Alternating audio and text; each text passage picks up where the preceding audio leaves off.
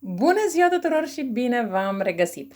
Haideți să vedem cum vede persoana la care voi vă gândiți această conexiune dintre voi doi. Hai să vedem cum vede. Se pare că voi sunteți femei puțin mai plinuțe, dar care arătați destul de bine și știți să vă faceți plăcute. Bun, hai să vedem cum vede persoana la care voi vă gândiți această conexiune.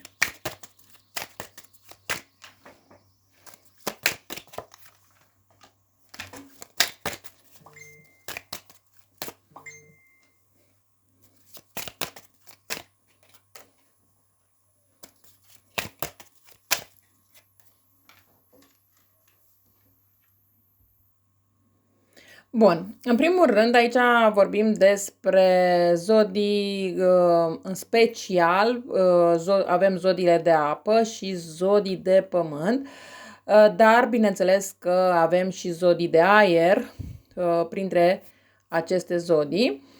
Într-adevăr, zodiile de aer sunt mai puține, dar asta nu înseamnă că nu există.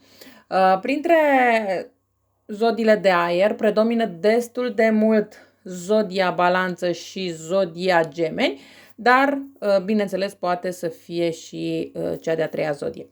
Dar acestea sunt cele care predomină foarte, foarte mult. Aici pot să spun că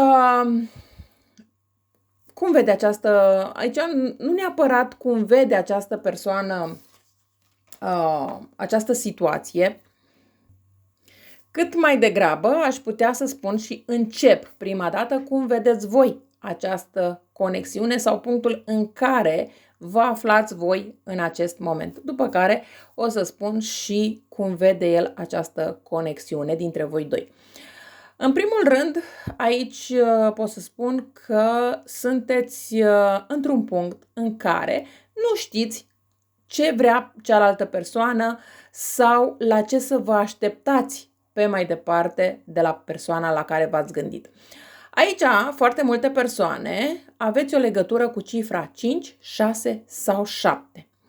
Aceste cifre, bineînțeles, poate să fie dată de naștere, poate să fie, nu știu, luna în care v-ați născut, dar trebuie să țineți cont că peste 5 puncte este posibil să primiți vești de la această persoană. De ce spun asta? Pentru că această persoană se gândește totuși cu bucurie la voi. Dar, pentru că am început să vorbesc despre voi, aș vrea să continui și acum aș vrea să zic faptul, așa cum am început, că voi în acest moment nu știți la ce să vă așteptați. Nu știți cum vor decurge lucrurile, dacă vor decurge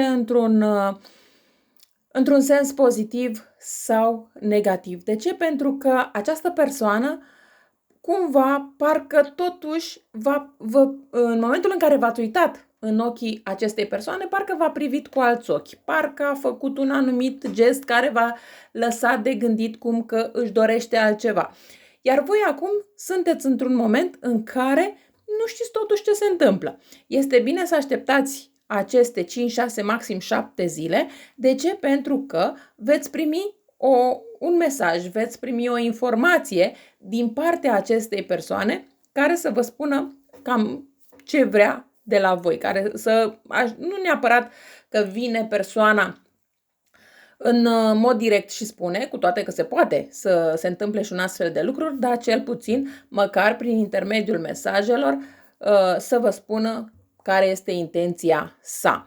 Această persoană mi este foarte clar că este o persoană care știe să iubească, este o persoană care știe să se dăruiască într-o relație, dar are frică. Vedeți cum ține această cupă în mână, strâns, ca nu cumva să-i o fure cineva. Această persoană a mai trecut prin anumite lucruri mai puțin drăguțe, iar acum îi e frică să se deschidă în totalitate spre o altă persoană, adică spre voi, de frică să nu pățească același lucru. N-ar fi nimic exclus ca această persoană încă să aibă anumite traume pe care le-a suferit. N-ar fi nimic exclus, poate chiar să fi suferit să fi trecut printr-un divorț și încă să nu se fi vindecat complet, încă să mai aibă nevoie de timp. Poate că are frică de încă o relație stabilă. De ce? Pentru că e conștient că se poate ajunge la o căsătorie și, bineînțeles, are acea frică că iarăși se va ajunge la divorț. Este foarte clar că aici are o frică de stabilitate, frică de o bază legală și așa mai, cum ar fi poate căsătoria și așa mai departe. Cum vede această persoană conexiunea cu voi? O vede ca fiind o conexiune bună, o conexiune din care ambii aveți ceva de câștigat, o conexiune în care vă simțiți foarte bine unul cu celălalt, doar că această persoană se și gândește că voi aveți anumite frici. Frici poate că nu vă iubește această persoană, frica că, nu știu, sau poate că voi iubiți această persoana și-a dat seama și cumva acum și-a dat seama că voi aveți frica să îl pierdeți definitiv sau ceva de această natură. Dar se gândește că pentru voi acolo există o frică și că frica respectivă nu o veți depăși, iar asta vă poate afecta relația.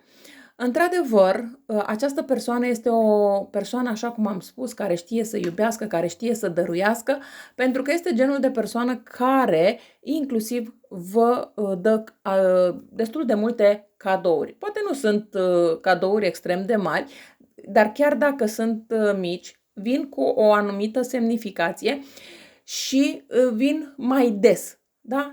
Decât să-ți dea unul toată viața, da? Unul și gata, după să nu-ți mai dea altul, mai bine vine înspre tine cu aceste cadouri mici. Pentru a te cuceri, bineînțeles.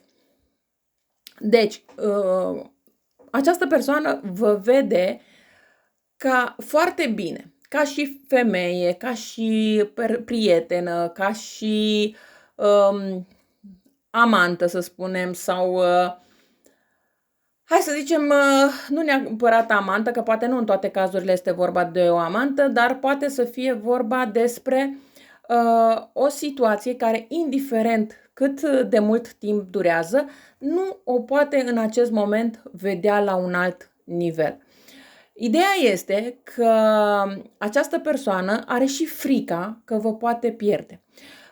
Asta nu înseamnă că dacă nu aveți o relație stabilă cu această persoană nu vă urmărește. Ba da, vă urmărește să vadă cu cine vorbiți, de ce, când, cum, unde mergeți, în compania cui mergeți și așa mai departe. Să nu vă fie de mirare dacă voi vă gândiți, da, să faceți nu știu, o excursie, o vacanță pe undeva și această persoană să fie cumva în urma voastră pentru a vedea cu cine vă petreceți timpul, cu cine ați plecat în excursie, de ce ați plecat cu persoana respectivă.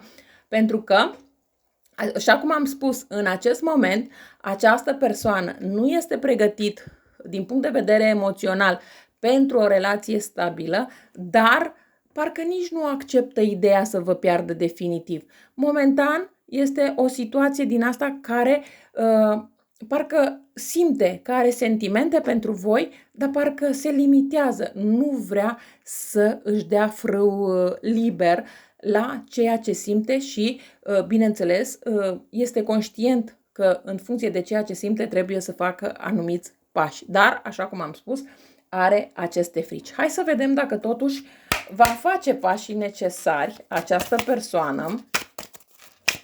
Hai să vedem dacă va face pașii necesari această persoană.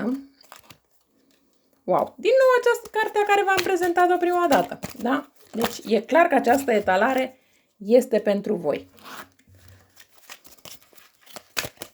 Va face această persoană pașii necesari.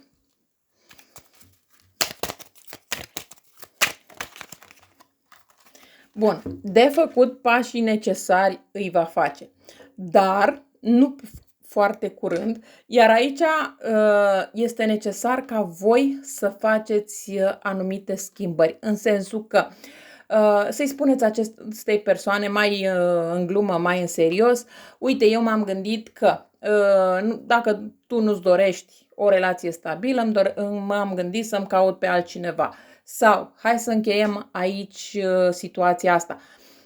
Doar aici, cu cât îi spuneți acestei persoane, hai să facem relația oficială, hai să creăm o anumită stabilitate, hai să facem anumite lucruri, cu atât această persoană își ia jucăriile și fuge. Cu cât îi spuneți acestei persoane, ok, nu îți impun să avem o relație stabilă, nu îți impun să fii cu mine, dar eu merg pe drumul pentru o stabilitate. În acel moment, acea persoană se gândește de 2 ori ce își dorește, să creeze această stabilitate el sau să vă piardă și voi să vă creați această stabilitate alături de o altă persoană. Îmi este foarte clar aici că există conexiune între voi, există anumite sentimente între voi pe care această persoană nu vrea să le recunoască, dar cumva, cu cât voi vă îndepărtați de această persoană și îi dați de înțeles că ceea ce trăiți voi împreună cu el sau cu ea se poate termina în orice moment, cu atât această persoană vine mai mult înspre voi. Aici mi este foarte clar că este nevoie de un nou început, de riscuri pe care voi trebuie să vi le asumați pentru a vă îndeplini această dorință de a fi cu această persoană. Aici este nevoie, inclusiv uneori, poate să acționați, să faceți ceva de moment, dar negândit dinainte, da? Se poate întâmpla această persoană să te sune, să spună, uite, mâine vin la tine. Dar voi să acționați dintr-o dată și să spuneți, nu veni, că mâine am ocupată cu altcineva, ceva de această natură. Încât să-i dați acestei persoane de gândit. Chiar dacă lucrurile nu sunt așa, dar este bine ca această persoană să înceapă să gândească lucrurile într-un mod diferit, adică în modul că vă poate pierde. Pentru că altfel, așa cum este și această carte, și mai ales prima, voi rămâneți blocată în această conexiune. Păstrați această conexiune pe mai departe, o conexiune care nu va duce nicăieri dacă voi nu îi spuneți acestei persoane de fapt ce vreți, ce vă doriți, dar să nu constrângeți persoana, pentru că așa cum v-am spus, dacă constrângeți această persoană, nu veți rezolva nimic.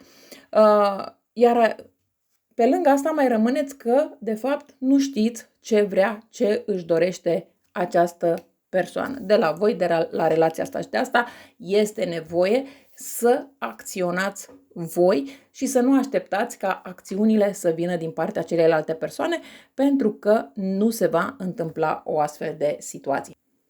Iar cu această carte îmi este foarte clar că această persoană va sta puțin și se va gândi, dar după o să acționeze. Iar în momentul în care o să înceapă să acționeze, acțiunile lui vor fi din ce în ce mai rapide.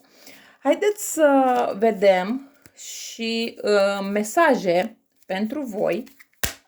Hai să vedem și mesajele pentru voi în legătură cu această conexiune.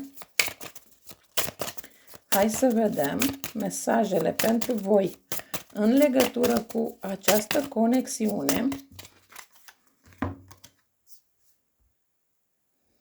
Această carte ne spune: găsiți siguranța în lumina farului dumneavoastră, în inima dumneavoastră, pentru că lucrurile vor merge în direcția potrivită. Hai să mai vedem și o altă carte, un alt mesaj.